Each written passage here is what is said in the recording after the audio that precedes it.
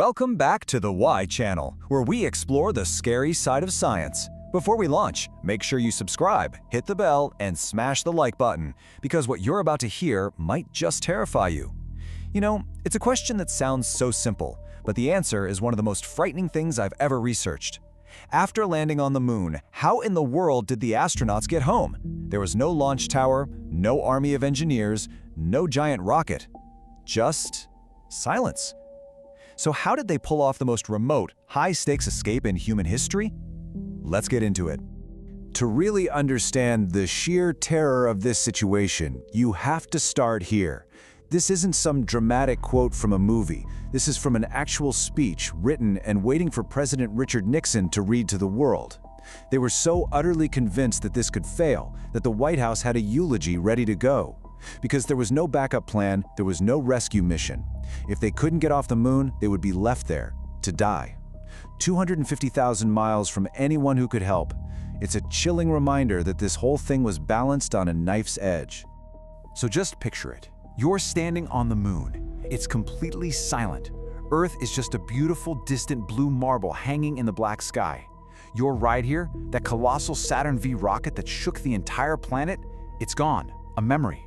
Your only way home is to somehow get back to your crewmate, Michael Collins, who's flying in a tiny capsule 60 miles above your head. To do that, you have to launch yourself off the surface of another world.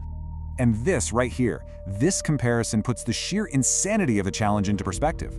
Look at what it took to leave Earth, a 6.2 times million-pound monster of a machine, a controlled explosion of unimaginable power, all watched over by hundreds of the smartest people on Earth with backups for their backups. Now, look at what it took to leave the moon, a fragile, tin can-like machine weighing about 10,000 pounds. The crew? 2 guys. And the engine to save their lives? Just 1. A single engine. The difference isn't just staggering, it's downright horrifying. So you have to be asking, how is this even possible? How could this tiny little machine even dream of fighting its way off an entire celestial body? Well, while the engineering was a nightmare, the astronauts did have one crucial thing working in their favor: physics. The moon itself, in a strange way, offered them a sliver of hope. And this table right here tells the whole story. Just look at these numbers. The moon's gravity is only about 1/6 of Earth's. It's like a weaker grip. And that means the escape velocity, the speed you have to hit to literally break gravity's chains, is way, way lower. Instead of the mind-bending 25,000 miles per hour you need to escape Earth, they only had to get up to about 5,300. Plus, there's no air on the moon. No atmosphere means no air resistance slowing you down. All of a sudden, the impossible starts to look, well, maybe just barely possible. But let's be real. A weaker grip is still a grip, right?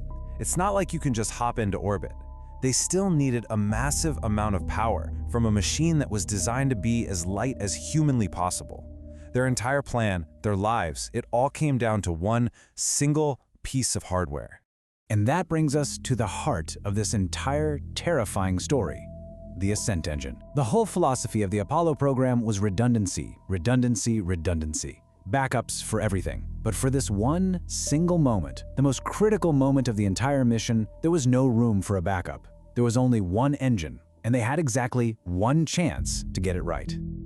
Let me be absolutely clear about this, because this is the part that should really keep you up at night. If that one engine failed to light, it was over. Not mission failure, not a problem, but certain slow death. There was nothing to fix, no button to press, no way for anyone on Earth to help. The astronauts would be stranded, and that Nixon speech would be read to the world. Their entire existence depended on that one engine working perfectly. So how on earth do you build an engine you can bet 2 human lives on? You make it as stupidly simple as possible. The ascent engine used something called hypergolic propellants. Now that's a fancy term for something both brilliant and scary. It's a fuel and an oxidizer that just explode the second they touch each other. There's no need for a spark plug, no complex ignition system, which is one of the main things that can fail on a rocket. It was a genius move, choosing something so reliable, even if it meant handling chemicals that were basically liquid dynamite. Okay, so you've got your terrifyingly reliable engine, but what do you actually launch from? You can't just light a rocket engine sitting on the moon dust. You'd blast yourself into a crater and go nowhere. The solution to the launch pad problem is honestly one of the most incredible parts of the whole Apollo mission. They didn't build a launch pad, they brought it with them. And here it is. This diagram shows the lunar module. It was really 2 ships in one, just stacked on top of each other. The bottom part, the descent stage, had the landing gear and the big engine that got them down safely. Its job was now done. The top half, the ascent stage, that was the crew's little cabin. That was their lifeboat. And that flat metal top of the descent stage, well, that was about to become the loneliest launch pad in the universe. I mean, just think about the sheer audacity of this plan. The very machine that was their home and their science base on the moon was designed to be disposable. It would be sacrificed, left behind forever as a monument, and as the platform for their own escape. It is the ultimate act of engineering recycling, where your landing craft becomes your launch pad. Absolutely brilliant. All right, all the pieces are in place, the physics checks out, the hardware is ready. Now comes the moment of truth, the actual liftoff. And the procedure had a name that sounds like it's straight out of a war movie, Fire in the Hole. So imagine you're sitting in that tiny cabin. You push the button, and what happens next is pure controlled violence. The ascent engine ignites while the two halves of the ship are still bolted together. In that exact same instant, a series of explosive bolts detonate, and tiny, powerful guillotines slice through all the wires and pipes connecting the two stages.